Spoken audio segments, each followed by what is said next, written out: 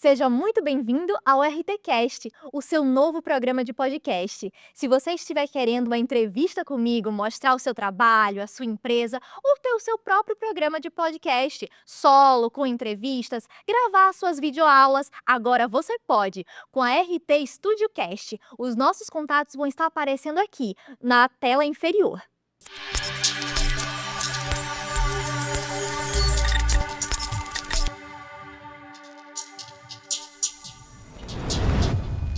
E hoje vamos estar com ele, que é empreendedor, analista político e também escritor, Marcelo Bastos. Tudo bem, Marcelo? É um prazer aqui estarmos com você para discutir política de Alagoas e do Brasil.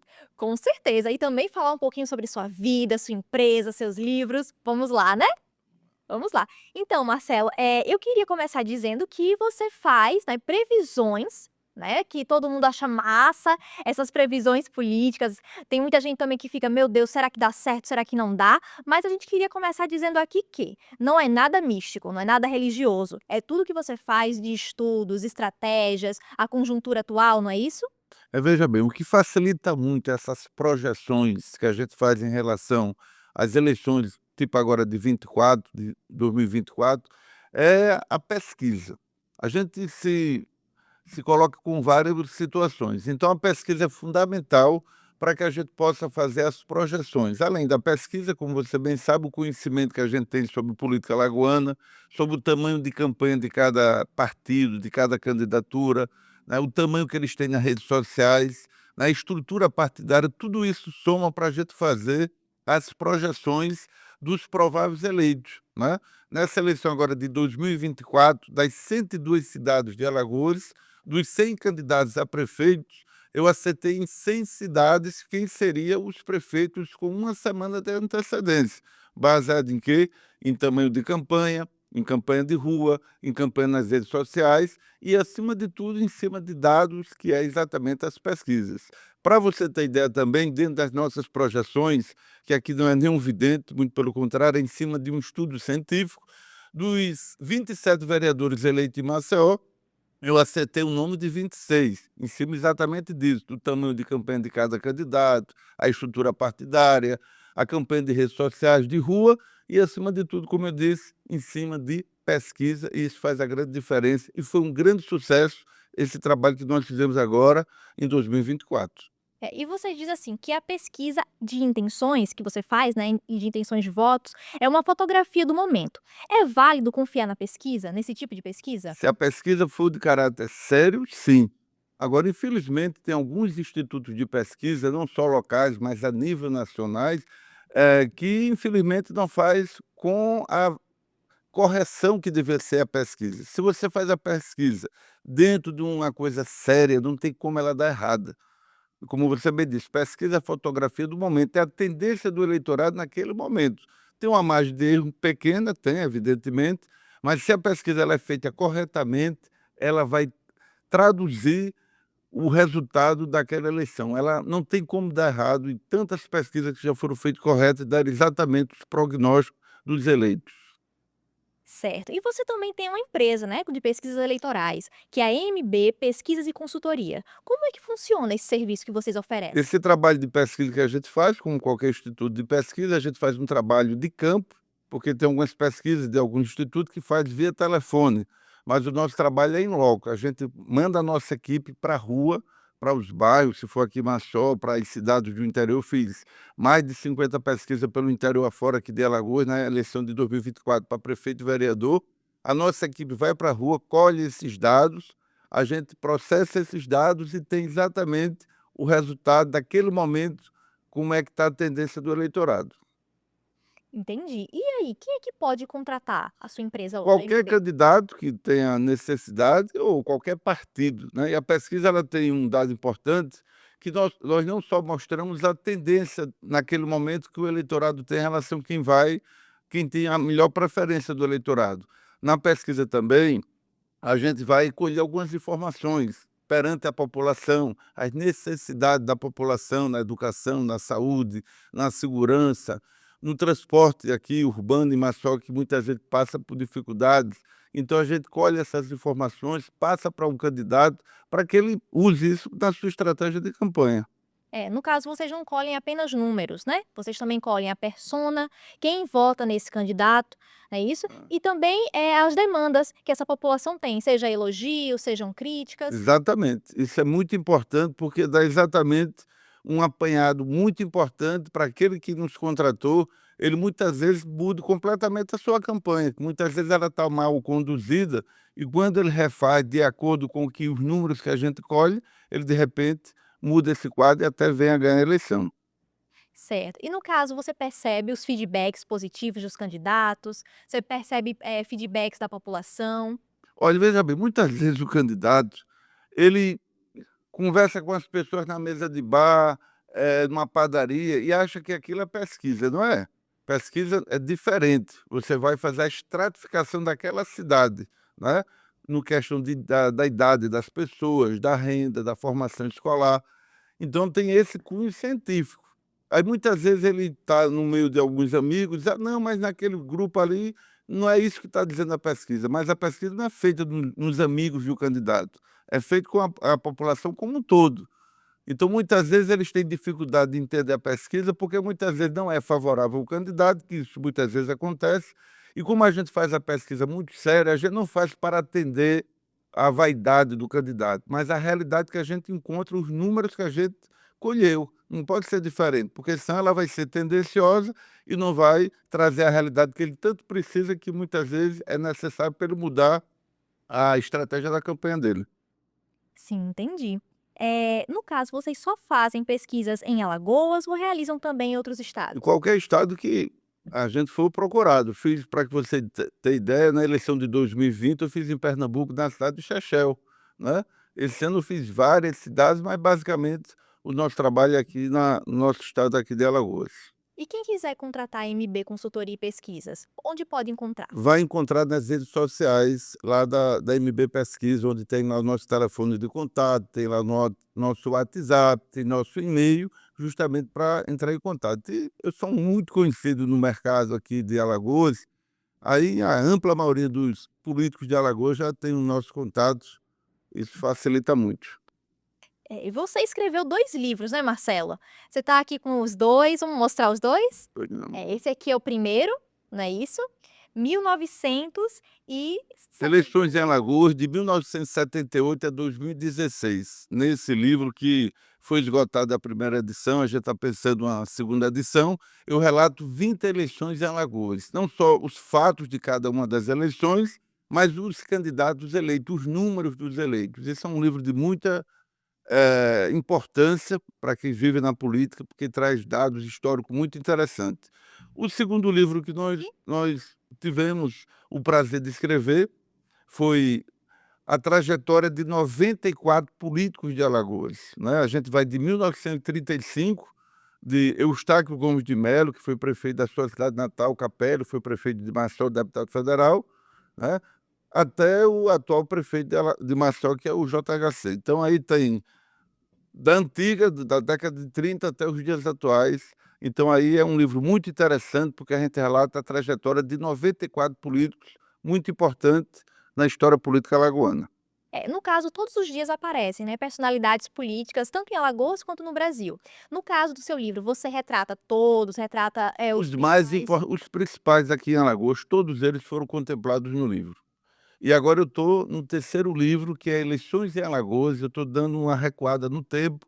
Eleições em Alagoas de 1945, do governo Silvestre Péricles, até o primeiro governo do Divaldo Suragi, que foi em 1974.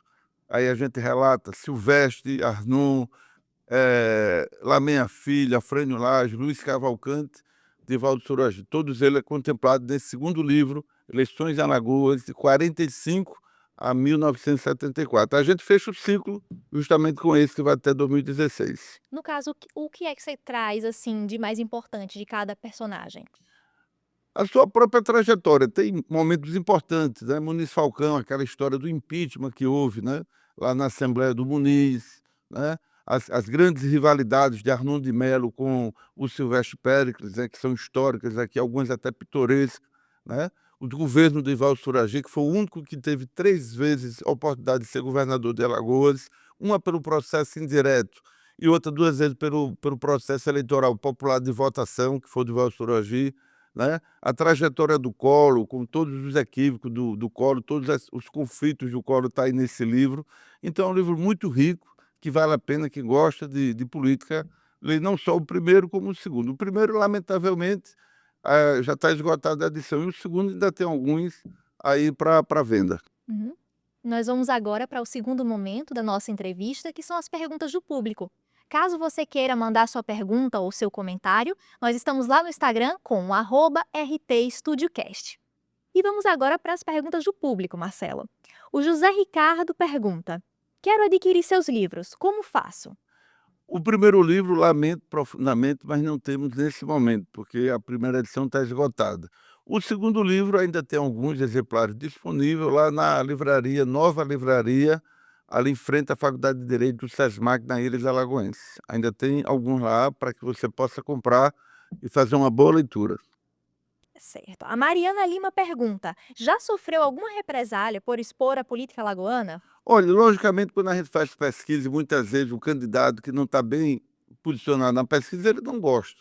Mas nenhum tipo de retaliação, que eu tenho muita ética no que escrevo, né? Eu passei muitos anos no portal Cada Minuto, escrevendo lá sobre política alagoana, e nunca tive grandes problemas, porque a gente tem muito cuidado, a gente fala do político, não da vida pessoal de ninguém. Então, eu sei preservar isso, e graças a Deus nunca sofri grandes problemas por isso, não. Certo. Luiz Costa Albuquerque pergunta: você já tem apostas dos candidatos do governo de Alagoas? Eita, nós vamos perguntar isso daqui a pouquinho, mas se você quiser pode dar aquela palhinha. Olha, para o governo de Alagoas é público e notório que JHC teve 83% da votação para prefeito de Maceió. Foi o que teve a maior performance até hoje ao longo da história de eleições para prefeito de Maceió. É um forte candidato a prefeito aliás, a governador de Alagoas, e o próprio do lado do governo, o Renan Filho. Eu acho que vai ficar entre Renan Filho e JHC quem deve disputar o governo de Alagoas, provavelmente na eleição de 2026, que eu venho dizendo nas minhas entrevistas que vai ser um grande clássico entre ambos, caso isso venha a acontecer. Antes do nosso próximo bloco, vamos dar um recado rapidinho. Se você sempre sonhou em ter seu próprio podcast, chegou a hora de tornar isso realidade. No RT StudioCast, oferecemos um ambiente profissional, com estrutura completa para gravação, edição e transmissão do seu conteúdo com qualidade de áudio e vídeo. O que oferecemos? Estúdio totalmente equipado, gravação e edição profissional, transmissão ao vivo, suporte técnico especializado. Dê vida ao seu projeto. Agende agora mesmo e leve seu conteúdo para o próximo nível. Entre em contato e faça parte do universo do podcast com qualidade. E se você quiser ter o seu próprio podcast, o seu programa solo, com entrevistas, gravar suas videoaulas, agora você pode. No RT StudioCast. Os nossos contatos vão estar aparecendo aqui na parte inferior da tela.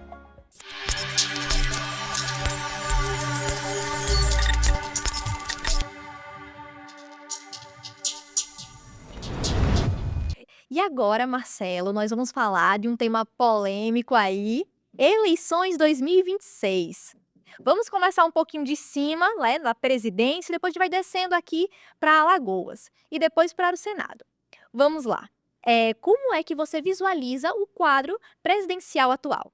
Olha, veja bem, nas eleições de 2026, com essas eleições gerais no país, o quadro é mais ou menos parecido com a eleição passada de 2022. Vai ser polarizado o candidato da esquerda, que hoje o nome mais provável de ser candidato é o próprio presidente Lula, porque a esquerda não tem outro nome à altura que venha substituir o Lula. Eu não vejo nenhum quadro da esquerda que venha ter o potencial eleitoral do Lula, apesar da idade, está com quase 80 anos, mas deve ser o candidato da esquerda, o próprio Lula. Está hoje com a rejeição grande, o governo dele está passando por problemas, né? Podemos até entrar numa recessão a partir do segundo semestre desse ano, mas ainda é um candidato com muito poder eleitoral, que é o presidente Lula. Do lado da direita é a mesma situação. O grande quadro, o grande eleitor da direita hoje no Brasil se chama Jair Messias Bolsonaro. O grande problema do Bolsonaro é que ele está, de acordo com que foi colocado pelo STF, ele está inelegível até 2030. Se não mudar esse quadro, ele não poder ser candidato, é um baque para a direita, que hoje é o maior quadro eleitoral da direita, o Bolsonaro, que seria mais uma eleição provavelmente com Lula. E seria mais uma eleição bastante polemizada, como foi a eleição, polarizada, como foi a eleição passada, né? Se o Bolsonaro não é candidato, a direita tem bons nomes, mas não são conhecidos a nível nacional. Tem o governador de São Paulo, né?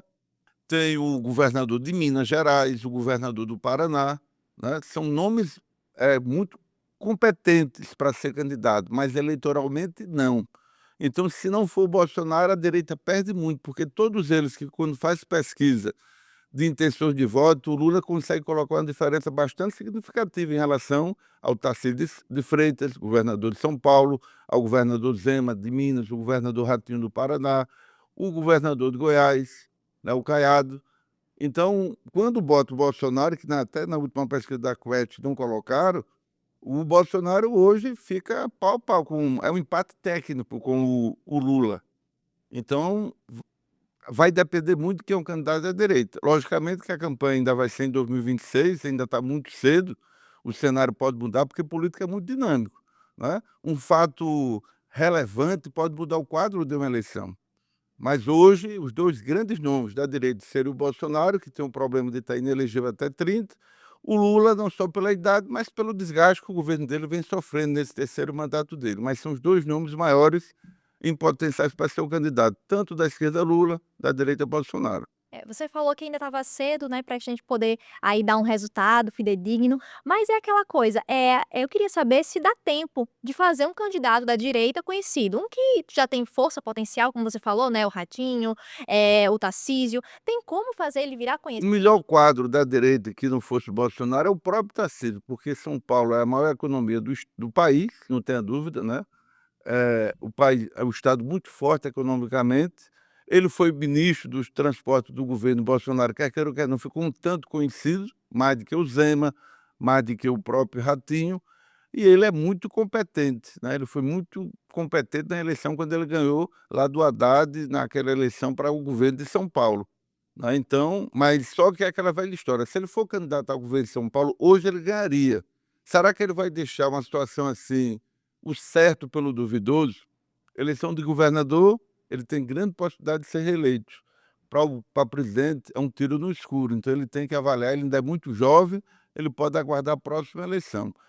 Fala-se também em um dos filhos do Bolsonaro, até a esposa do Bolsonaro, tem muitas possibilidades que isso só vai ser concretizado, logicamente, em 2026, lá no ano eleitoral. E do outro lado, da esquerda, você acredita que tem a possibilidade também de fazer um sucessor do Lula? Olha, o grande quadro, como eu disse, é o próprio Lula. Se a economia do país tivesse em vento e popa, o melhor nome do lado do Lula seria o próprio ministro da Fazenda, da Economia, que é o Fernando Haddad. Mas com as dificuldades, com o custo de vida muito alto que nós estamos vivendo nesse momento, o Haddad perde fôlego para ir para a disputa, mas seria hoje o melhor nome, não sendo o Lula. E descendo assim um pouquinho mais, né, esse clássico que você falou, JHC e Renan Filho, que todo mundo também tá aí, e aí Renan volta, JHC vai concorrer, e aí, como é que tá esse clássico? Olha, veja bem, para o JHC ser candidato, ele tem que renunciar à prefeitura, ele vai perder praticamente quase 3 anos de mandato, né, e se ele perde a eleição, ele fica literalmente sem mandato. Por outro lado, o Renan Filho não, se ele perde a eleição, ele ainda tem mais 4 anos de Senado, ele perde menos do que o JHC, né. O JHC é muito bem avaliado em Maceió, é tanto que na última eleição ele teve 83% dos votos válidos. Renan Filho tem um desgaste natural da família Calheiros de Maceió, ele desde 88 que eles nunca ganharam eleição em Maceió. Inclusive o próprio Renan Filho, quando foi candidato agora em 2022 ao Senado, ele perdeu para o Davi Davino por mais de 20% aqui em Maceió, né. Aí ele ganha no interior, por isso que ele colocou uma diferença para o Davi Davino de 15%, que é um deputado só de um mandato, ainda muito jovem, muito desconhecido do interior, e mesmo assim a vitória do Renan Filho só foi por 15%. Então, se ele vai com o JHC para o governo, O JHC, que já foi 2 vezes deputado federal e o deputado federal mais votado, já é um nome conhecido no estado, bem mais do que o Davi Davino e politicamente mais forte. É uma eleição que o Renan Filho vai ter dificuldade, porque ele perde com uma certa diferença em Maceió, que é o primeiro colégio eleitoral, tem 30% do eleitorado, e logicamente que ele ganha no interior. Mas nas cidades de maior colégio eleitoral, como Palmeira dos Índios, Rio Largo, Penedo, São Miguel, Arapiraca, o JHC vai ser muito bem votado. E provavelmente, como estou dizendo, vai ser um clássico, é uma eleição indefinida, por mais que o governo do estado, e o caso do MDB, tem a ampla maioria dos prefeitos do interior, mas o JHC, sendo candidato, a depender que vai ser o candidato dele ao Senado, é uma eleição que vai ser hoje imprevisível, imprevisível, se for os dois. Logicamente que isso aqui ainda vai ter muita água que vai correr por debaixo da ponte e vai depender muito também da situação econômica do país, né? Porque se a gente está vendo um momento de dificuldade da economia do país nesse momento, se 2026 esse quadro estiver pior, de recessão, isso prejudica quem? Mais o Renan Filho, porque era ligado a quem? Ao presidente Lula, inclusive ele é ministro. Então tem muitas conjecturas, tem muitos fatores que têm que ser considerados para a gente ter assim, um quadro mais claro no quadro de 26, que agora ainda está muito distante. Mas você visualiza que a gente já pode contar com esse clássico, Renan e JHC? JHC, ele vai depender muito do que é que vai ter lá em 2026. Se ele visualizar que a economia do país deu uma melhorada, que o governo do Lula deu uma recuperada, de repente ele não é candidato ao governo, ele é candidato ao Senado, que são 2 vagas, é mais fácil a eleição dele. Eu digo, se ele for candidato ao Senado com 2 vagas, é muito provável que ele se eleja. Para o governo é uma incerteza, então ele vai ter que avaliar, vai ter que ponderar muito essa decisão dele. Você acredita que o JHC, caso ganhasse, teria um bom relacionamento com o presidente, com o Calheiros, Renan Pai, né, Calheiros lá no Senado? Olha, vai depender muito que for o presidente, né, porque vai também a eleição para governo, vai ter eleição para presidente. Se for alguém ligado ao grupo dos calheiros, tipo, se o Lula for reeleito, ele vai ter uma certa dificuldade, né, não tenha dúvida nenhuma. Se for alguém que ele apoie do lado aí do centro-direita, ele vai ter mais facilidade de governar. Mas ele não pode querer ser governador de Alagoas, eh, dependendo muito do governo federal. Ele tem que ter muita competência para administrar a situação que o Estado vai ter quando ele for governador. Então vai depender muito. Ele pode ser um governador com alguém ligado a ele que apoiou, ou pode ser o lado do próprio PT. Ele vai ter uma dificuldade de relacionamento, não tenha dúvida. Outra pessoa que também está muito em ascensão, tanto nas redes sociais quanto na boca do povo, é a esposa do JHC, a Marina Cândia. Você acredita que ela pode concorrer a algum cargo? Ela tem um número muito grande de seguidores, é bem dinâmica, como você disse, nas redes sociais. Se comenta, inclusive, que ela tem possibilidades, né, mas isso ainda está muito de bastidor, de ser candidata a deputada federal. Mas vai depender muito da decisão do JHC.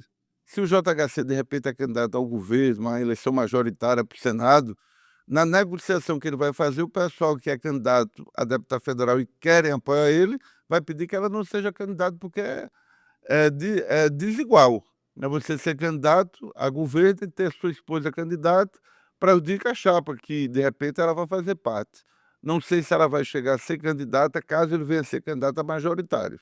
Você acredita que ela seria posteriormente, caso fosse? Ela está trabalhando para isso, né, hoje ela está bem, o próprio irmão do JHC, teve quase 90.000 votos para deputado federal, um mero desconhecido. E ela hoje ela aparece muito bem nas redes sociais, nos grandes eventos da prefeitura, ela está muito presente, então ela tem potencial de ser uma forte candidata a deputado federal. O irmão do JHC não ganhou para deputado federal na eleição passada por causa da legenda, porque não conseguiu atingir o quociente eleitoral.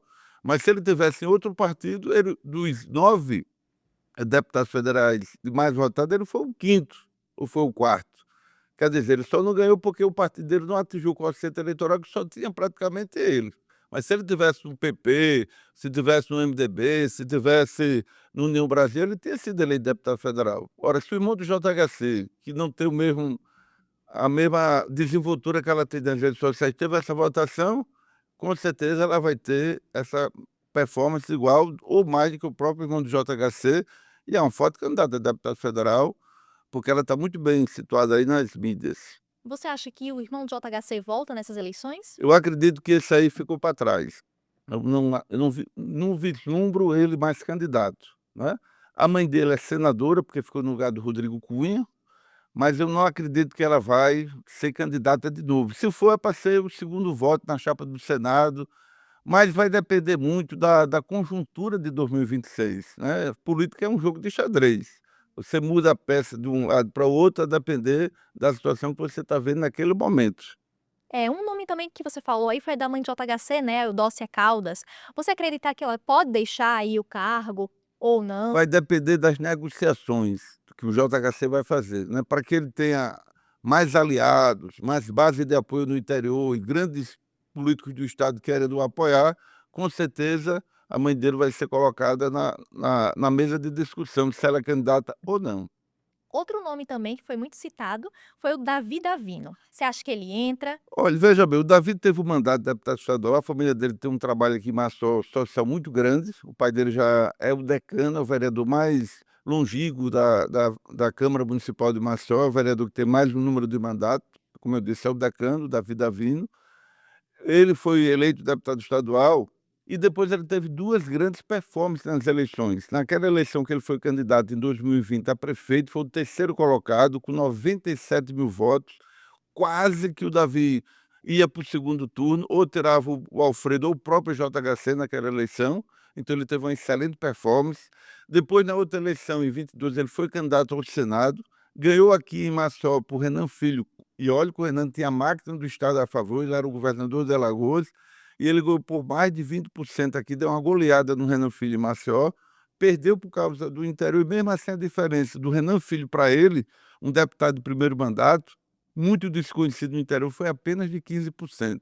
Então o Davi é um menino que tem muito potencial para ser um deputado federal e a depender da composição da chapa que ele tiver inserido, ser um forte candidato, inclusive ao Senado.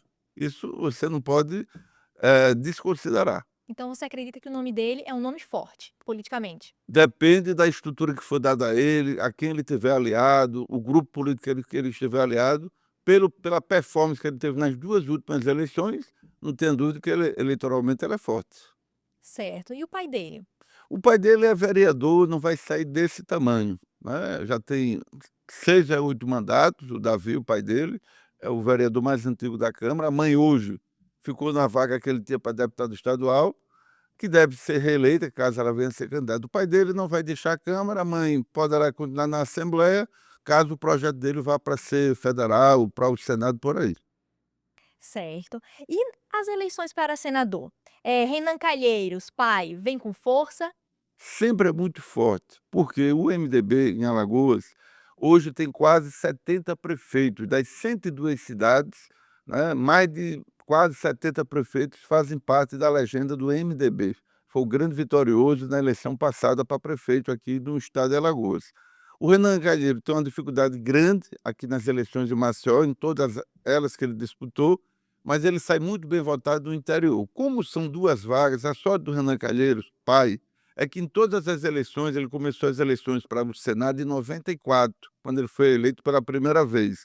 Em todas as eleições do Renan Calheiros, ele sempre foi com 2 vagas, então isso ajuda muito.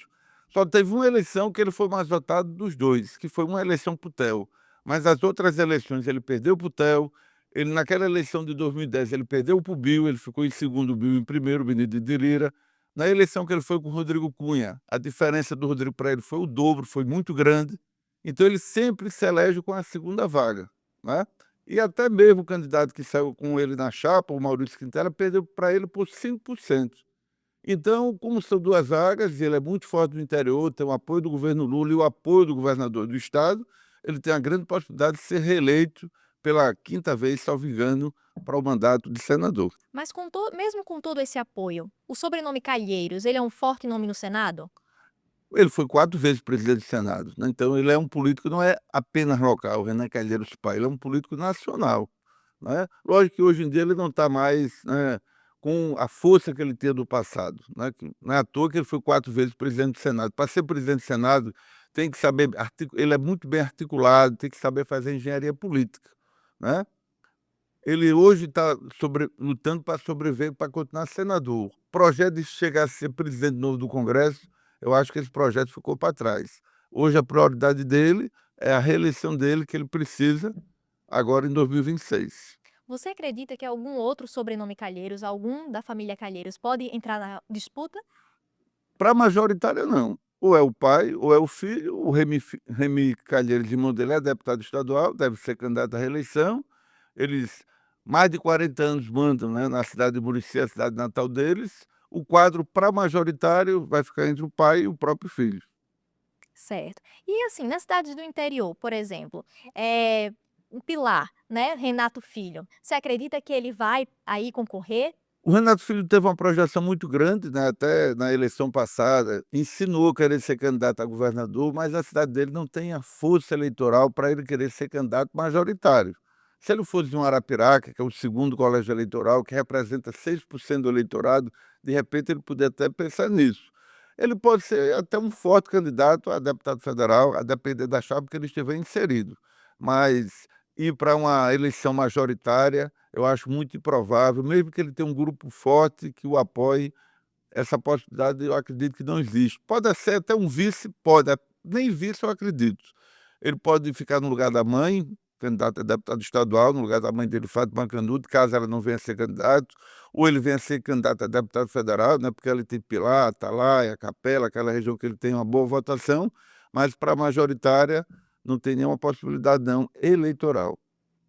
E o Rodrigo Cunha, como ficaria a situação dele? Olha, se o JHC vier deixar a prefeitura de Maceió, ele vai pegar praticamente quase 3 anos, né, com o mandato de prefeito, né. Então ele vai pegar um prefeito bem avaliado, ele vai ficar no lugar do prefeito bem avaliado, e se ele souber trabalhar, logicamente que ele não tem o mesmo carisma e nem a mesma pegada que tem o JHC, ele é um forte candidato, a depender da sua gestão, de ser candidato à reeleição, caso, obviamente, um JHC vire governador de Alagoas, ele passa a ser a bola da vez para ser prefeito reeleito na eleição de 2028, o Rodrigo Cunha. Recentemente a gente também teve uma disputa, né? JHC, Rafael Brito, Lobão. O que que você acha desses nomes que competiram com o JHC? Foi inexpressivo, né, o candidato Rafael Brito, deputado federal, que foi o candidato do MDB, da família Calheiro, do próprio governador Paulo Dantas, ele só teve 12% do eleitorado, né, então foi bastante insignificante a votação do Rafael Brito. É tanto que o JHC teve 83% dos votos válidos. Foi bom, porque ele ficou mais conhecido, quer queira ou quer não, porque o guia eleitoral, as redes sociais, a campanha de rua tornou o Rafael Brito mais conhecido, mas eleitoralmente mostrou que aqui em Maceió, ele foi muito inexpressiva a votação dele, pela boa aceitação da gestão do JHC, né. Mas não seria apenas o Rafael, qualquer outro candidato do MDB que fosse candidato no lugar do Rafael, tinha mais ou menos esse percentual que o Rafael teve, né. Foi uma eleição que não tinha páreo para o JHC, a eleição para prefeito agora em 24 em Maceió. E o terceiro nome que concorreu também muito falado nessa eleição foi o do Lobão, né? Sem expressão, né, o Lobão teve aquele momento, teve 25.000 votos, quando foi eleito vereador mais votado, naquela eleição que ele foi eleito. Na outra eleição foi candidato a deputado estadual, ainda vereador, teve 22.000 votos, teve até uma boa performance, mas na outra eleição, quando ele foi candidato a vereador, só teve 3.000. Quem teve 25 foi para 3.000. O Lobão é figura fora, de qualquer possibilidade de êxito eleitoral em próximas eleições. Você não acredita aí na possibilidade de ascensão? Sem possibilidade nenhuma. Ali foi um momento único, como aparece esses fenômenos de vez em quando na política. Foi o caso do Lobão. Certo, Marcelo, muito obrigada, tá? E agora também vamos para o quarto momento da nossa entrevista, que vai ser um bate-bola. Eu vou falar aqui uma frase e você vai me falar o que vem pela sua cabeça, né? A primeira coisa que vem aí. É uma eleição, Tem que ter organização, planejamento e força política para poder ter êxito. um nome de peso na política nacional, Nacional, o Lula, o Bolsonaro são os 2 nomes hoje da bola da vez, é tanto que polarizaram a última eleição. um nome de peso na política alagoana, Do passado, o Muniz Falcão foi um grande governador e merece todas as nossas homenagens. um nome de peso na política maceuense, Hoje, o JHC. um nome histórico na política, Eu disse que Vou fazer diferente. Muniz Falcão foi um nome muito importante, né, porque você está falando de um momento histórico. Força política hoje aqui, do lado do governo, você tem o Renan Filho e do lado da oposição você tem o JHC. Políticos atuais de força, de peso, seria JHC Renan Filho. Historicamente, você tem o Muniz Falcão, tem o próprio Divaldo Suragi, que foi o único até hoje 3 vezes governador de Alagoas. E para a gente fechar com chave de ouro, por que trabalhar com política alagoana? Porque essa é a minha praia, eu sou especialista, há muitos anos eu tenho um largo arquivo de informações de política alagoas, é tanto que eu fiz 2 livros, né, me especializei nisso, e quando a gente faz por amor, não cansa, e essa é a minha praia, o meu prazer, como diz, a minha cachaça. Muito obrigada, Marcelo. E aqui finalizamos mais uma entrevista do RT Studio Cast.